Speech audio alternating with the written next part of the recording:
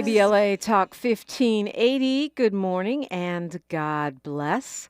I'm Dominique DiPrima. The show is called First Things First. My first thing today and every single doggone day, giving thanks, giving praises, and asking for blessings from God, asking for the blessings of the ancestors and the elders, and getting it started. And that's what we do around here, Monday through Thursday. Hour one, we look local, meaning the left coast, because we broadcast from Leimert Park, Africatown, USA. Hour two, we go national, international, and beyond. And in the third hour, we do a deep dive. And the deep dive is always dive on elections right now. And so that's what we're talking about. We're talking about what's going on across the country, but we're also talking about what's happening in the election sphere. You're invited in every hour at 800-920-1580, 800-920-1580. And that's where we can, discuss it, whatever it is, whatever is going on. Right now, the air quality in the studio is 4, which is excellent. As I take a nice deep breath as part of our climate justice situation. Outdoor air quality is 52. That's the best I've ever seen it. It's a perfect morning to go for a jog, go outside and do some burpees, something like that, because that is considered excellent air quality, very rare in Los Angeles. This is our IQ air tracking system. It is throughout the building filtering our oxygen, which so we can all be alert and get a little smarter, but also lets you know what's going on out and about in LA. And that is brought to you by KBLA Talk 1580. The whole climate justice initiative that we have been focused on for the past year is reflected in this, and it's one of the reasons why we talk about it, because these are things that we forget to focus on because there's a lot going on, and we sometimes forget that they are part of what we would call climate justice. The air we breathe, literally what's in our lungs, is part of our well-being. And one of the reasons why you see the disparity between Black, Latino neighborhoods and other neighborhoods is the air quality causing more asthma and the like. In any case, we are tracking that for you now. Got a special guest this morning right out the gate, a couple of them actually, but the reason being, trying to get through this whole ballot, and there's a couple parts they don't quite understand. So we have some folks here that can help us. And I'm talking about specifically the city measures for LA. If you're an LA city person, you're going to need to not look like a deer in the headlights when you see these measures. So joining me right now, she's a voting rights and redistricting program manager for California Common Cause.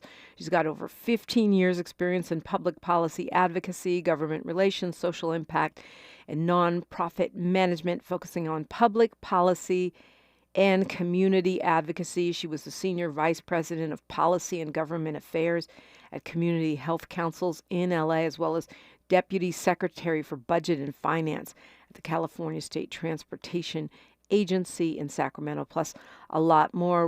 Chavez Cardenas, good morning. Good morning. Thank you for having me. Yeah, thanks for calling in. Some folks are not familiar with Common Cause. You guys do amazing work around elections and protecting our rights and tracking what's happening with elections. So if you just want to give sort of the basic on Common Cause real quick, that'd be Sure. great. Yeah, California Common Cause, we're a nonprofit organization that centers on democracy reforms and pro-democracy reforms to ensure that we break down barriers to participation, we promote accountability, and ensuring that our governments are transparent and then held to a high standard of ethics. Yeah, and one of the things that you'll hear me talking about in the next couple weeks is the election protection hotline, people like that. Yay! Because yeah, I did a PSA for it because I'm getting so many calls this cycle, more than other election cycles, with people worried about what's happening with their ballots or their polling places and that kind of thing. Yeah, so we also run an election protection program. Every election year, we send out trained, nonpartisan volunteers to observe the polls. And we send these people to polls in sometimes of areas that are generally not as populated. We try to get deep into Kern County sometimes. Here in LA County, we go around, and we also monitor up and down the entire state. So this election cycle, we'll be monitoring polls in 34 out of the 58 counties in the state of California, which accounts for 90% of the voting population in the state. Wow, that's amazing, and I think it's reassuring for folks to know, there's a number you can call and just figure it out. I've been getting a lot of people just freaked out about all kinds of stuff. So on the LA City ballot, if you live in the city of Los Angeles, and I'm sure there's some and others, we've been going over the state propositions and the state offices, citywide offices, county measures, but when you get to the all the way down ballot, there are some measures that have to do with the city charter. And I must admit, I am quite confused about these. The county measures, again, pretty straight ahead for me. But we're talking about the ones with letters, which have to do with our city charter, right?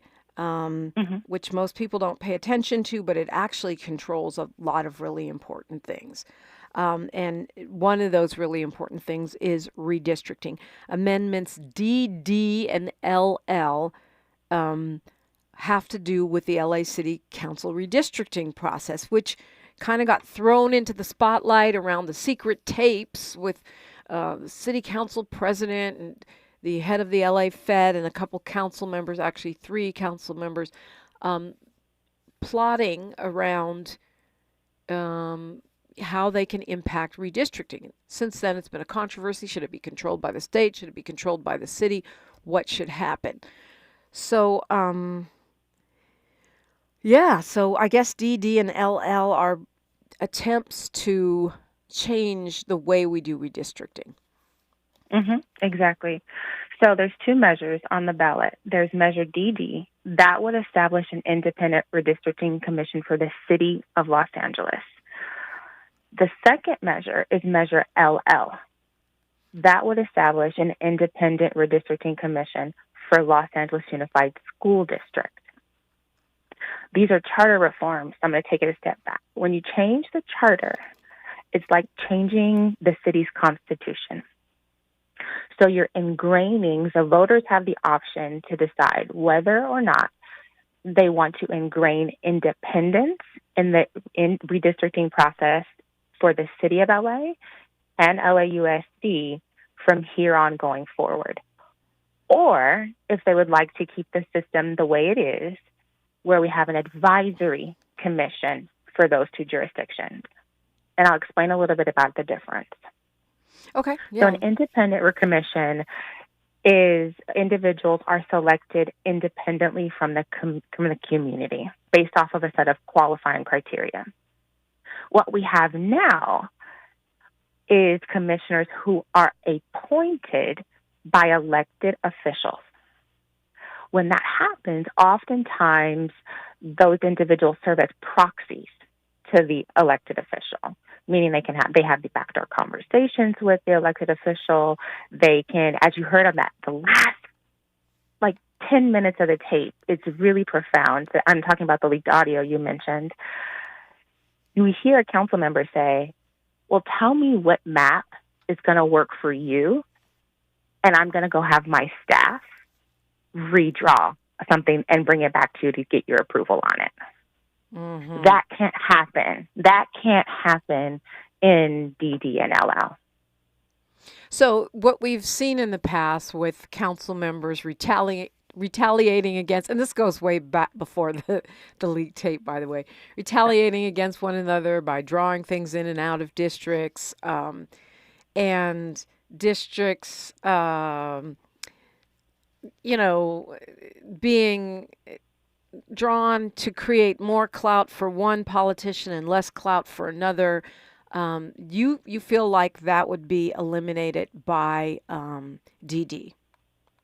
Correct. And this is how. So the process of determining districts is a balance of power.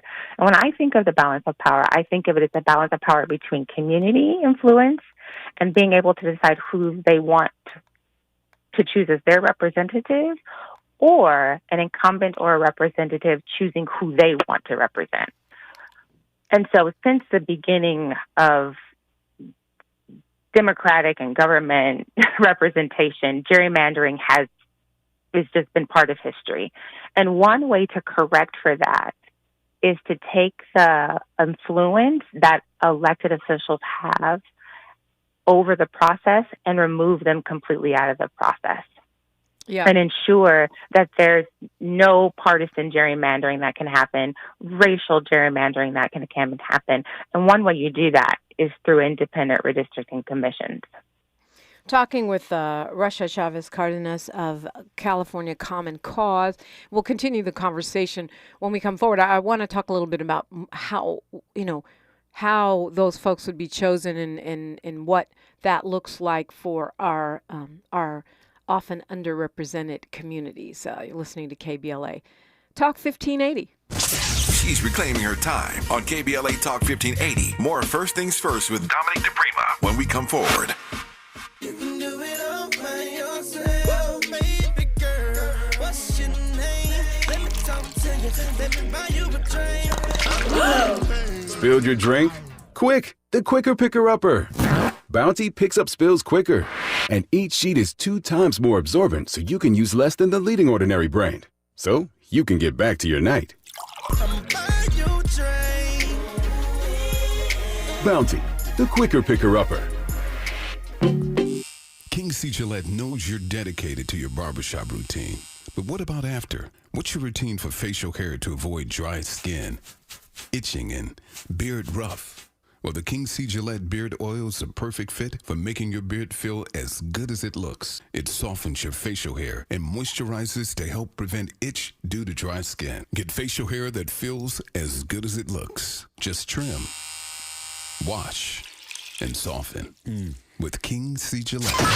We must understand the politics of our community, and we must know what part politics play in our lives. Questions about black voters, their disengagement, lack of information, and support or lack thereof for Democratic candidates have once again taken center stage as Democrats, Republicans, and independent candidates compete for this critical voting bloc. Will black voters abandon Democrats in this election, move historic numbers of votes toward the Republican nominee, or will they continue a decades-long trend of overperforming for Democratic candidates up and down the ballot? The stakes have never been higher for Black America. Tune in to KBLA's new show, The Black Pack, hosted by veteran political strategist Adrian Shropshire, every Friday from 4 to 6 p.m. for a breakdown of the issues, rhetoric, polling, and more this election year. It's The Black Pack with Adrian Shropshire, Fridays from 4 to 6 p.m. exclusively on KBLA Talk 1580.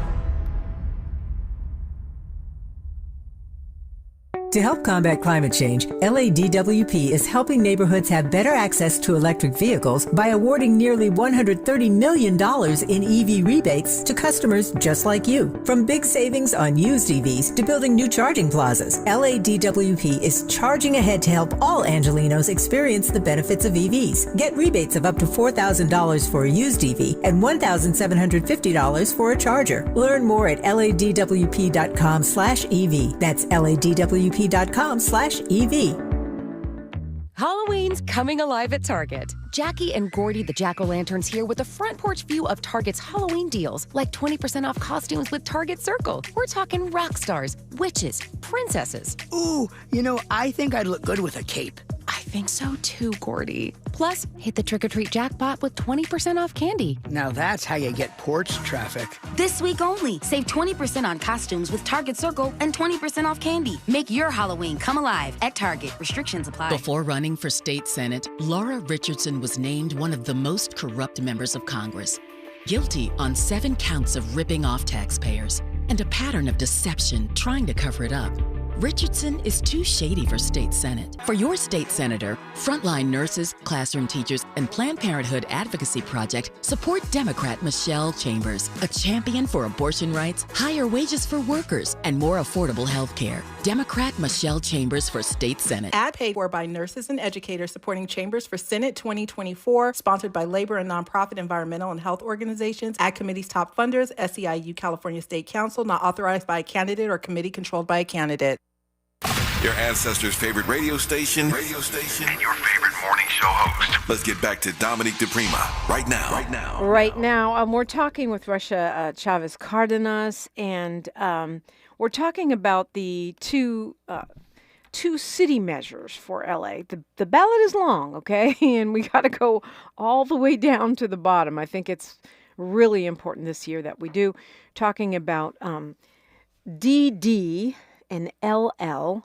2 city measures that have to do with redistricting. So it takes it out of the hands of the city council, you've said, and creates an independent districting bodies, DD for the city council, the city itself, and LL for the LA Unified School District. So then those commissions, instead of being appointed, they would be drawn from the public based on certain qualifications that you have to have. Do we have any data on how that would impact, underrepresented communities and specifically, Black folks?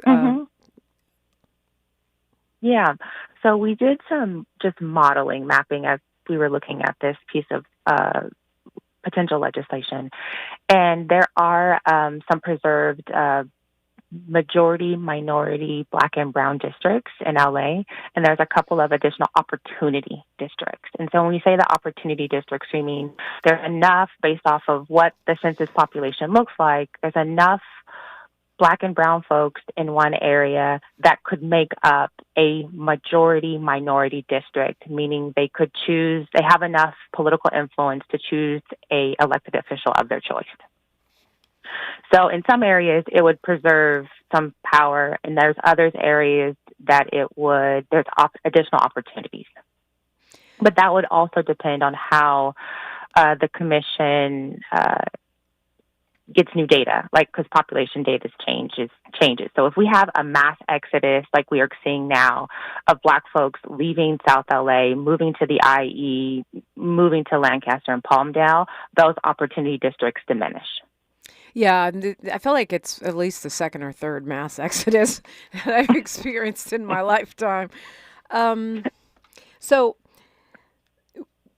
talk a little bit about LAUSD, because I think less about LAUSD in terms of districts. I know that LAUSD is one big monolith, but at the same time, it has these areas, subgroupings that are represented on the school board. Correct. And so their independent redistricting body would run very similar to what's in the law for DD. There's some slight differences. So those differences would be that the individuals would have to be like a family that has school children that attend LAUSD. They have a couple of more commissioners, fewer. So the city of LA would have 16 total independent commissioners who would draw a new map. For LAUSD, they would have 14. Okay, and so when you talk about LAUSD districts, you're talking about the groupings that select the school board member for their region. Correct. And who have some decision-making power within how that particular area functions. Correct. And so what these district boundaries are for the board district boundaries for LAUSD. And how are they drawn now? They're the same, an advisory commission. So appointed by the school board. Yeah. So advisory commissions control both the city and LAUSD process. And this would make them independent. Russia Chavez Cardenas, Voting Rights and Redistrict Program Manager for California Common Cause. Do you see this as a big change for these two bodies, the LAUSD School Board and the LA City Council? Huge, fundamental pro-democracy changes. And so when you take the ability to draw maps away from people in power and you take that power and bring it closer to the community, you completely shift dynamics. So think about how we did it for the state of California. This is modeled after that gold standard, and it actually improves on the design a little bit. So we have a place where members of a legislative body aren't deciding, these are the folks that I want to represent. These are the people who I know who turn out. These are the people I know who are high propensity voters. These are the people who agree with me, who like me. These are the people I want to represent. What you'd have now is a group of individual people. They fill out an application process. They meet eligibility criteria. They're randomly selected. The process is overseen by the city clerk and the City Ethics Commission. And then that group of body gets some training. They dig deep in. They get the census data. They hear from community, and community gets to define how they define the community of interest. And then those people decide how they're going to draw up the maps to ensure that there's equal representation in district size.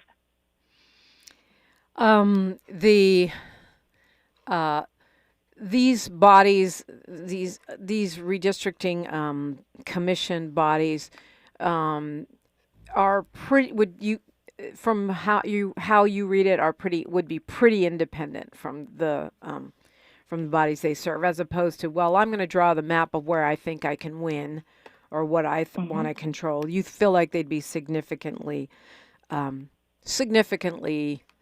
independent. They're explicitly independent. There is an explicit ban in both measures that prevents ex parte communications.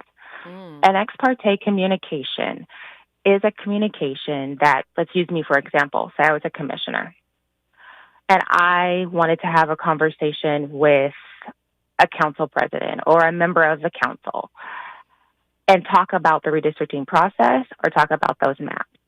I'm excluded. I cannot do that. Explicitly banned from doing that. If I am found doing that, I am removed from the commission and an alternate replaces me. We always hear about, the charter is so long and complicated. It's so hard to change anything in the charter. How do you read that when it comes to this? It is. It was a long process. Think about it. We're 2 years later, and now we're finally getting to a place where we could change the charter, because a lot of work has to go into it. I think one thing that voters should be comfortable with here is that there's a piece of line in this legislation that says, if you want to change this, you got to change it in the furtherance of the spirit of keeping independence, not diminishing it. And so if someone were to go through this long, drawn-out process to try to change the charter, they couldn't roll it back. It'd have to only improve on the design. Interesting. So it's kind of LA-proof. Russia Chavez Cardenas, I know you got meetings and things. I appreciate you spending time with us this morning. And tell us what your website is. We are CaliforniaCommonCause.org. Thank you for having us. CaliforniaCommonCause.org. Thanks for spending time with us this morning. I feel much more clarity around those two particular. Now, the other charter amendments with letters are coming up next on KBLA Talk 1580. We got you. More of First Things First with Dominique DiPrima when we come forward. I'm Bree Wood with 4 things you should know from BIN News. Harvey Weinstein has been diagnosed with chronic myeloid leukemia and is being treated at Rikers Island. He pleaded not guilty to a new sexual assault charge last month, which prosecutors aim to combine with his previous convictions from 2020. Former President Trump paid a visit to North Carolina Monday, holding an afternoon rally in Greenville after an earlier stop to tour hurricane damage in Asheville. Meanwhile, Vice President Kamala Harris made stops in Michigan, Wisconsin, and Pennsylvania. Most polls have Trump and Harris neck and neck in battleground states. Liam Payne reportedly had multiple drugs in his body at the time of his death last week in Argentina. A partial autopsy revealed the former One Direction member had pink cocaine in his body when he fell from his hotel balcony in Buenos Aires. And WNBA players are opting out of their current collective bargaining agreement with the league. If a new CBA is not agreed to by the end of the 2025 season, there could be a work stoppage. Get BIN News on demand 24/7 at BINnews.com. It's Cybersecurity Awareness Month, and LifeLock is warning you about phishing scams tricking you into revealing personal info. For even more protection, choose LifeLock, which alerts you to suspicious uses of your info and fixes the issues. Start your 30-day free trial at LifeLock.com/cybersafety. This is the KBLA Sports Minute with Ray Richardson. The NBA regular season jumps off tonight. 2 games on the schedule. The New York Knicks at Boston and the Lakers at home against Minnesota. 7 p.m. tip-off on TNT for the Lakers-Minnesota game. The J.J. Redick era begins as the Lakers' new head coach. Will Redick take a chance and help make NBA history tonight? A lot of folks will be watching to see if Redick puts Bronny James in the game with his father. The NBA has never had a regular season game featuring a father and son on the floor at the same time. By the way, LeBron is beginning his 22nd NBA season. The Clippers played their season opener Wednesday night against Phoenix at the Intuit Dome in Inglewood. The Chargers failed to get into the end zone in a 17-15 loss at Arizona Monday night. Arizona's Chad Ryland kicked a game-winning field goal as time ran out. The Chargers dropped to 3-3 after a 2-0 start. No debates, no speculation, just the info you need. That's your KBLA Sports Minute. I'm Ray Richardson. More news, opinions, and conversation when we come forward on KBLA Talk 1580. Take it from Michelle Obama. This election is going to be close. Michelle Obama is asking I'm telling y'all to do something. This election is our moment to continue the fight of those who came before us. And we have the power to do it, but only if we do it together.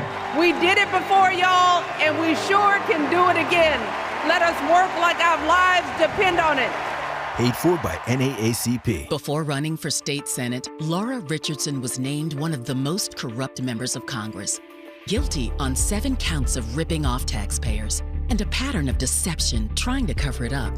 Richardson is too shady for state senate. For your state senator, frontline nurses, classroom teachers, and Planned Parenthood Advocacy Project support Democrat Michelle Chambers, a champion for abortion rights, higher wages for workers, and more affordable health care. Democrat Michelle Chambers for state senate. Ad paid for by nurses and educators supporting Chambers for Senate 2024, sponsored by labor and nonprofit environmental and health organizations, Ad Committee's top funders, SEIU California State Council, not authorized by a candidate or committee controlled by a candidate. Chevy, All the Things 2024 Truck Season Radio 30, code GWMR0294000. This truck season, think about all the things you can do in a Chevy truck. You'll be able to, or you can even just, with impressive towing, incredible bed and tailgate functionality, and multiple powertrains, Chevy trucks have what you need to get things done. When you want to do it all, Chevy's got you. Chevrolet, together let's drive. My friends swim no matter the season, but my moderate to severe plaque psoriasis can sometimes take me out of the moment. Now, thanks to Skyrizi and clear skin, count me in. With Skyrizi, Risankizumab Riza, a prescription-only 150 milligram injection for adults who are candidates for systemic or phototherapy. 3 out of 4 people achieve 90% clear skin at 4 months. Don't use if allergic to Skyrizi. Serious allergic reactions and an increased risk of infections or a lower ability to fight them may occur. Before treatment, your doctor should check for infection and tuberculosis. Tell your doctor if you have an infection or symptoms such as fever, sweats, chills, muscle aches, or cough, or if you plan to or recently received a vaccine. Thanks to Skyrizi, there's nothing on my skin, and that means everything.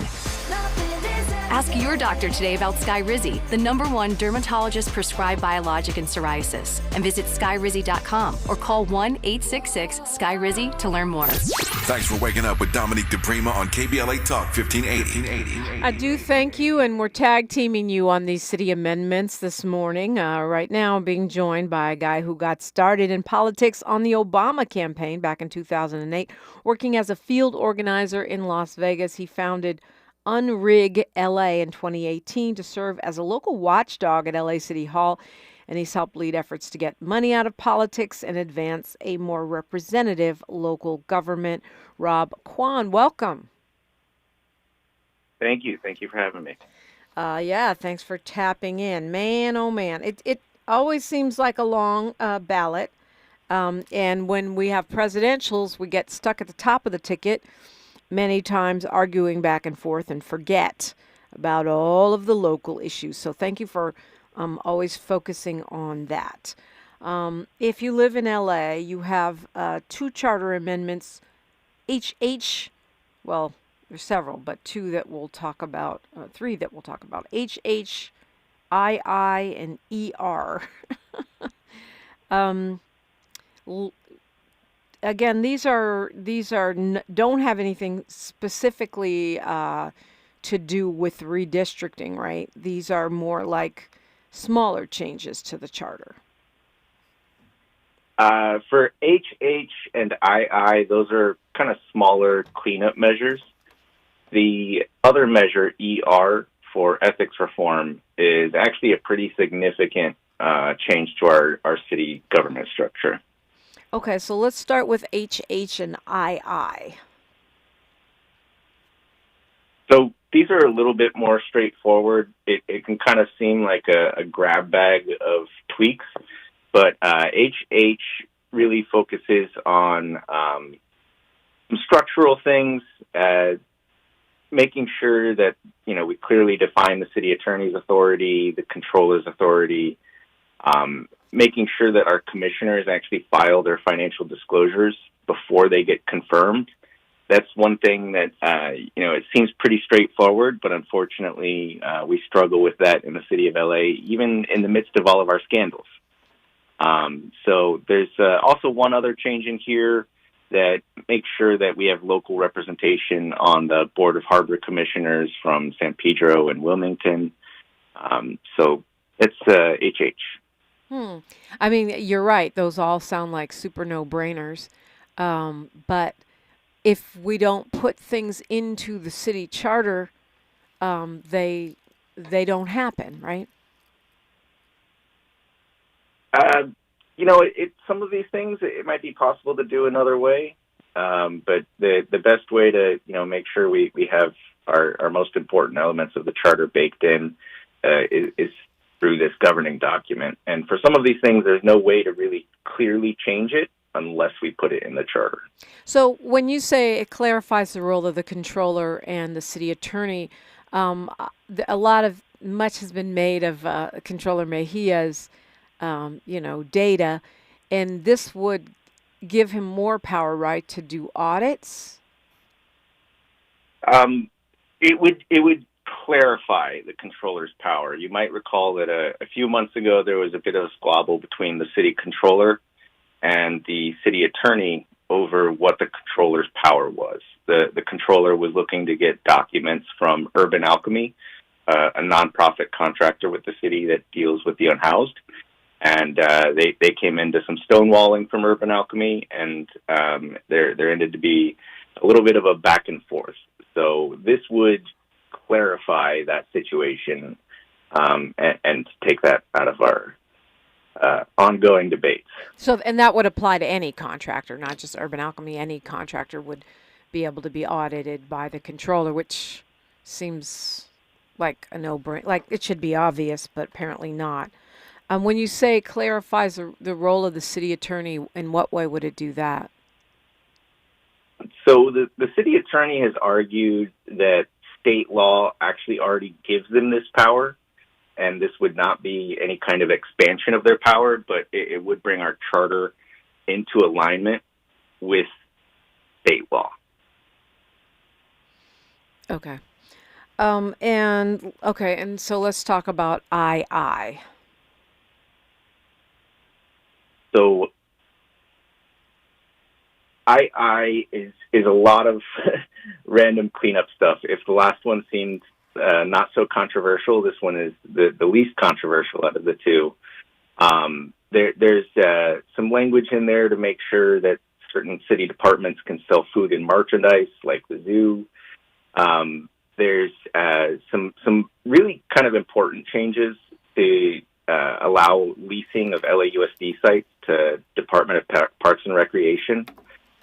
So, there's a lot of LAUSD land, and that offers opportunity for the city and greater collaboration moving forward. There's some really small stuff that, gets rid of outdated requirements, so that, electronic signatures can work in lieu of formal paperwork. There's also some documents, clarifying records retention, and a lot of really small stuff to clarify city positions and departments. And it's not really any kind of substantive change, but simply calling our chief administrative officer the CAO, even though our charter currently has a very different long name I can't think of right now. And what about gender identity and discrimination? Is that part of it? Yeah, there is some language in there on that, and there is some language that cleans up gendered references in our charter. Going back 20 years ago, they just kind of defaulted to he. Mm-hmm. So this takes gender-neutral language and inserts that in the charter appropriately. Would you say that Measure HH and Measure II fall in line with your mission with Unrig LA? Yeah, I think there's no good in letting our charter grow outdated. And having, titles for people that don't reflect the charter. I think the biggest asset in these measures is we're taking non-controversial items and getting them out of the way. Because right now the city is looking at starting a comprehensive charter review process. And to the extent that we can get the low-hanging fruit out of the way, that allows us to be much more focused over this next year as we think of bigger, broader, more meaningful changes. Yeah, that makes sense. I mean, as people who have sat in meetings, I'm sure most of us can imagine, hours and hours of discussion about whether we should change the pronouns in the charter when we could be working on more substantive stuff. Charter Amendment ER focuses on the Ethics Commission. I haven't followed probably as closely as I could, but I know there was a controversy some months ago when the LA City Council voted down some ethics reform that I expected them to pass. And it seems like they were not willing to take some sort of basic steps towards improving the regulation of their own ethical standards, even though we've had a ton of problems over the past 5 to 10 years. Yeah, this is a measure where we were hoping for something a bit more ambitious, something that would really kind of address the fundamental problems at City Hall. And our biggest problem has been that City Hall hates reforming itself. They hate giving up any kind of power, and they hate even talking about it. So the original package that was moved forward was crafted by the Ethics Commission and largely embraced by the council president, or former council president, Paul Krikorian. And it looked back at our Ethics Commission, which was created 35 years ago almost. But a really important effort led by Mayor Tom Bradley, and trying to take in what we've learned since then. We were really cutting edge at the time when we created our Ethics Commission, but you could look to other cities who have an independent lawyer who's not affiliated with an elected office, like San Diego. You can look to San Francisco, where they have the power to put measures directly on the ballot. That's something that's been really transformative. If you compare our city's responses to our ethics scandals versus San Francisco's, they've been very, very attentive in trying to close loopholes and address problem areas. And part of the reason that is the case is because, if necessary, the Ethics Commission, with 4 out of 5 votes, can put ordinances on the ballot for voter approval. So that forces board, the mayor, to take them seriously and negotiate in good faith and do their own work themselves. It's a last resort. It's not a first stop. So you referenced the significant amendments that came at the council. We had a really decent package moving forward from the committee, and it got to the full council, and very, very suddenly and swiftly, there were a number of really severe amendments. And one of the unfortunate things is we have a commission that is made up completely of appointed people appointed by elected officials. And you can look to the city of Long Beach. 2 out of their 5 commissioners are chosen via open application by the commission, so they're not coming directly from an elected official. Oakland has 4 out of their 7 people on the Ethics Commission chosen this way. This also gives you a much more diverse commission. And the Ethics Commission, as Russia mentioned earlier, plays an important role in the redistricting process moving forward. So we really wanted to see a more independent representative body. The plan was to have 2 additional commissioners chosen via open application. That was taken out. There was another change in there that would have forced the council to take action on an item within 120 days. Instead, that was changed to they have to hold a public hearing within 180 days. Importantly, that doesn't require them to take a vote. So there's no real accountability in forcing them to be on the spot. And most severely was completely removing the power to put something on the ballot. And it's unfortunate because it was a very, very measured proposal that required the Ethics Commission to first go to the city council, and only if they are rejected could they actually go forward and put something on the ballot. But before that, the city council would have the ability to veto a measure with a 2/3 vote. So the city council still kept all of the control in the process. It was merely something designed to kind of agitate some positive change. Wow. Okay, when we come forward, we'll find out where we are now with this measure. My dog does that too. He always wants to be on the radio, broadcasting from home. We'll continue our conversation with Rob Quan when we come forward on KBLA Talk 1580. A safe place to go loud. A great place for progressive politics. KBLA Talk 1580. KBLA Talk 1580. We've got a lot to talk about.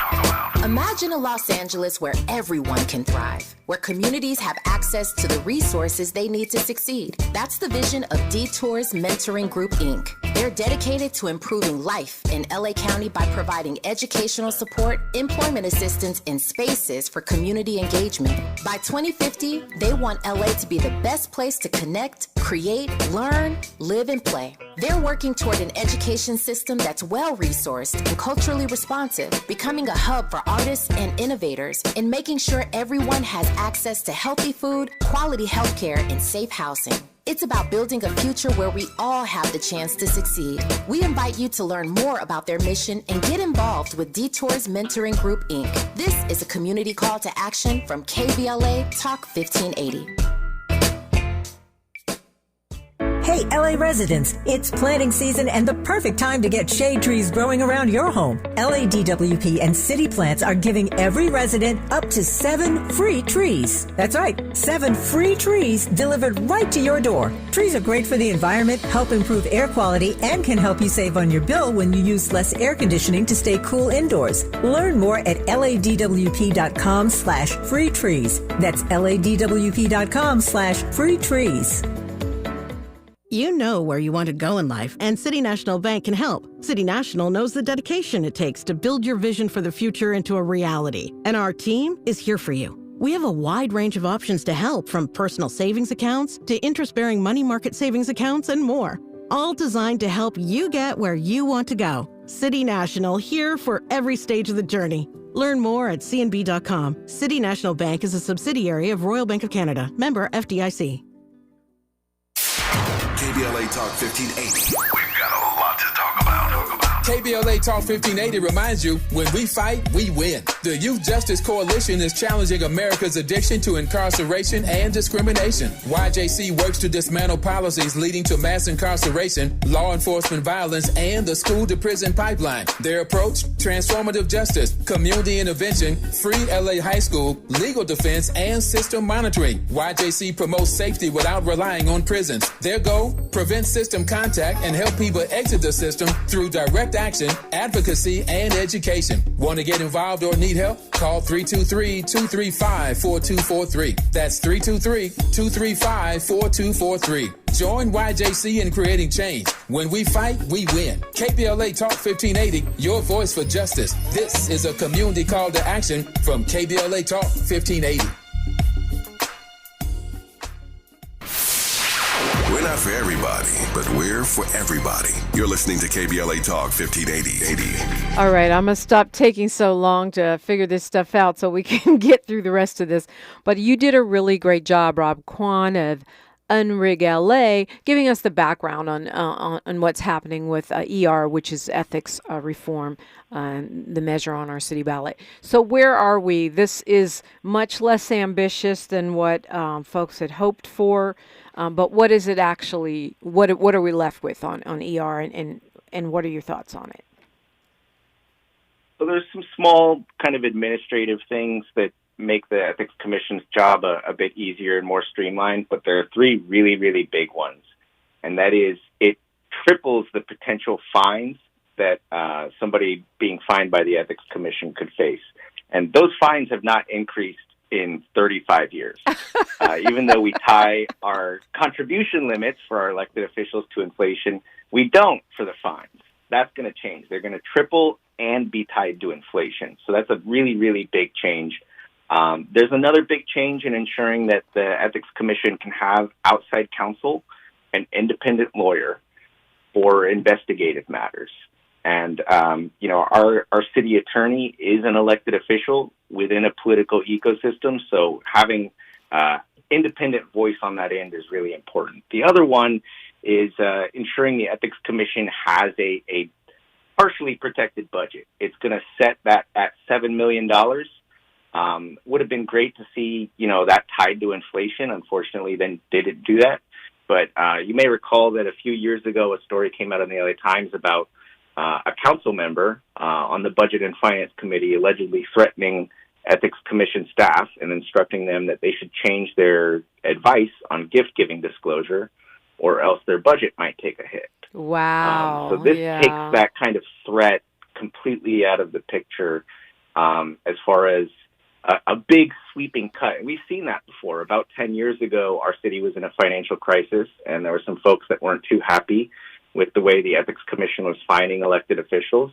And it just so happened that the Ethics Commission was on the chopping block and saw their budget get, cut from a little under 30 people to just 17. So this would prevent that kind of severe punishment and retaliation.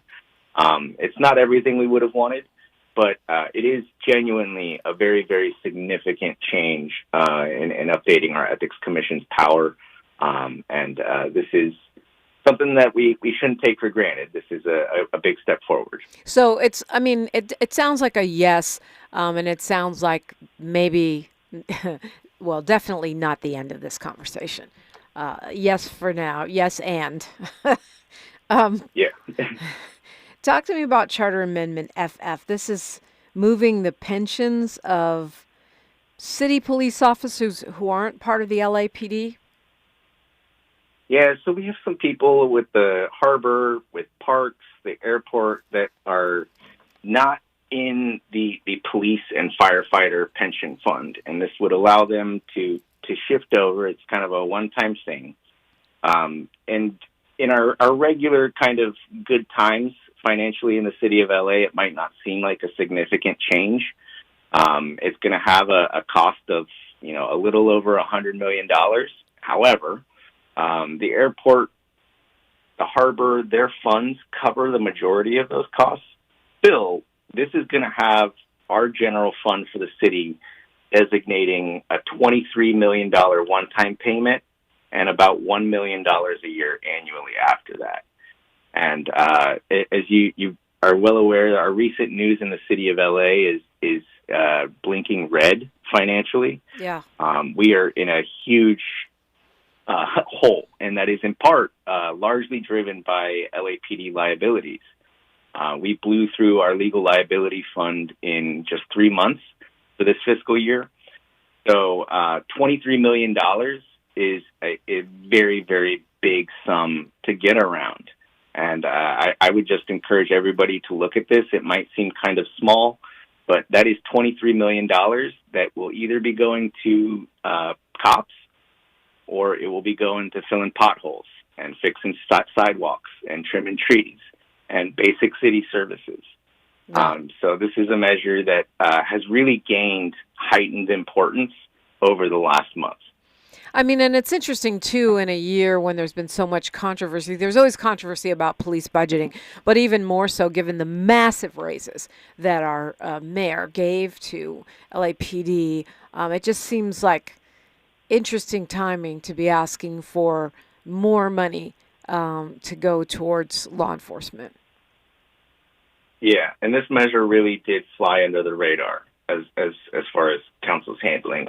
Everything else went through our governance reform committee, had exhaustive hearings. This one just kind of flew under the radar and jumped right onto the ballot. Interesting. Rob, Quan, we got a couple minutes here, and I hope you can come back again before the election.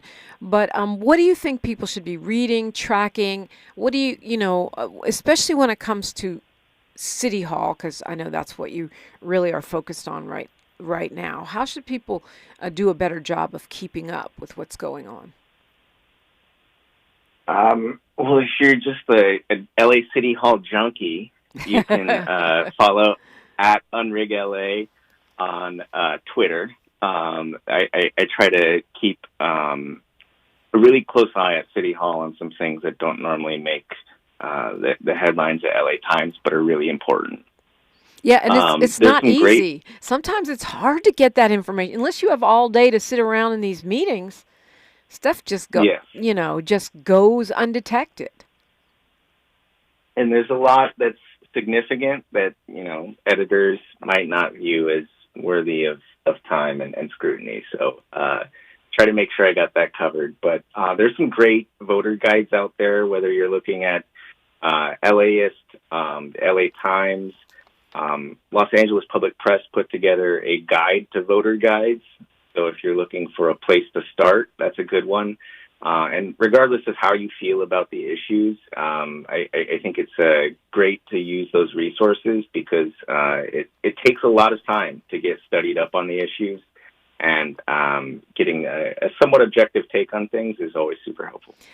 I agree. I actually even like a not objective take on things because you can always compare. You know what I mean? I look at the LACDP and I look at the LA GOP and I look at the Daily News and the LA Times and then I use my own brain. I always find that to be a good system. But I was not aware of the guide to guides, so thank you for sharing that with us. 30 seconds here, Rob Quan. What would you like to leave us with?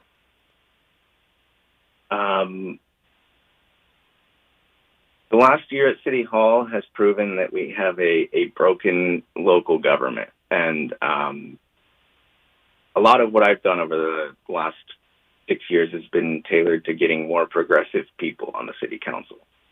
And unfortunately, a couple of them, my Councilmember Hernandez and Councilmember Soto Martinez, have really been underwhelming on this issue of getting money out of politics. And it really doesn't matter what you think or what I think or what our politicians think or how good our ideas are.